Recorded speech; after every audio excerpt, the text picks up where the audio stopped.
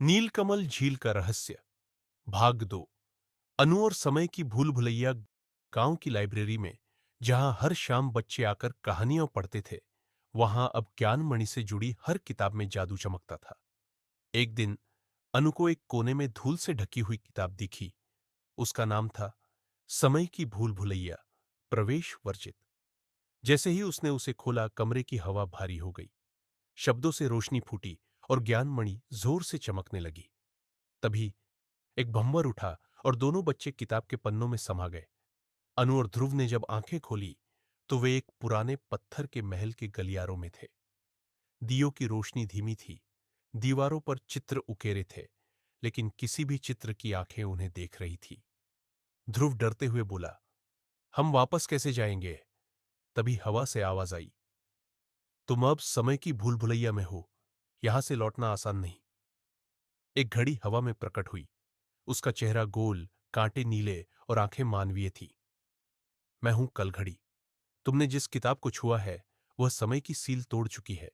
अब केवल एक रास्ता है, समय की भूल भुलैया को पार करना और रुके हुए समय को दोबारा चलाना। कल घड़ी ने उन्हें बताया कि भूल भुलैया का हर द्वार एक समय की परत है। किसी में इतिहास छुपा है, किसी में भविष्य। पर हर द्वार खुद को तभी खोलेगा जब तुम उसका सवाल हल करोगे।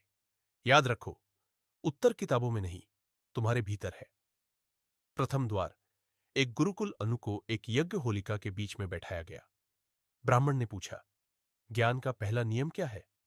अनु बोली, जो सबसे ज्यादा जानता है वो भी सीखना नहीं छोड़ता। दिया तेज जलने लगा और द्वार खुल गया। द्वितीय द्वार। युद्ध भूमि। ध्रुव को योद्धा बनने की चुनौती दी गई। तुम लड़ सकते हो, लेकिन बिना किसी हथियार के। ध्रुव पहले झिका, फिर अपनी ढाल छोड़ दी और सामने के योद्धा से कहा, अगर हम बात करें, शायद लड़ाई की जरूरत ना हो। उस योद्धा ने तलवार फेंक दी और द्वार अपने आप खुल गया। तीसरे गलियारे में चारों ओर अंधेरा था। एक परछाई उनके सामने उभरी। यह थी कृष्णवर्ण छाया। तुम अगर आगे बढ़ना चाहते हो तो अपना सबसे गहरा डर बताओ। अनु बोली, मुझे डर है कि मैं कभी दूसरों की उम्मीदों पर खरी नहीं उतर पाऊं। ध्रुव बोला, मुझे डर है कि मैं हमेशा मजाक उड़ाया जाऊंगा। छाया बोली, जिसने डर को नाम दे दिया उसने उसे जीत लिया। अंधेरा हट गया और वे अब भूल भुलैया के हृदय में प्रवेश कर गए। भूल भुलैया के बीचों बीच एक सिंहासन था और वहां बैठा था राजा वीरवर्धन, एक तेजस्वी लेकिन थका हुआ चेहरा। मैंने समय को वश में करना चाहा। मैं अमर होना चाहता था, लेकिन समय किसी का दास नहीं। मैं यही फंस गया।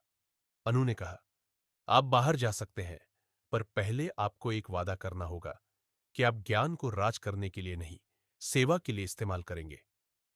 राजा ने हाथ जोड़ दिए। तभी कल घड़ी बोली, अब अंतिम दरवाजा खुलेगा, भविष्य का द्वार। अंतिम द्वार के पार एक चमकदार कांच का कक्ष था। वहां हर बच्चा खड़ा था, पर सभी दुखी थे। वे किताबों को देखकर भी मुस्कुरा नहीं रहे थे। ये है वह भविष्य जहां ज्ञान को बोझ बना दिया गया है, जहां सवाल पूछना गुनाह है। अनु आगे बढ़ी और बोली, हम ऐसा भविष्य नहीं चाहते। हमें ऐसा भविष्य चाहिए जहां हर बच्चा सवाल पूछ सके, गलती कर सके, सीख सके। कक्ष में रोशनी फैल गई। अनु और ध्रुव वापस लाइब्रेरी में थे, लेकिन अब वहां एक नई अलमारी थी, समय पुस्तकालय। हर किताब में अब सिर्फ कहानी नहीं, एक जिंदा अनुभव था। ज्ञानमणि पहले से अधिक शांत और गहरी चमक रही थी। अनु ने मुस्कुराते हुए कहा, शायद अगली बार हमें कल्पना की दुनिया में जाना होगा, जहां कहानियां खुद हमें बुलाती है। सीख।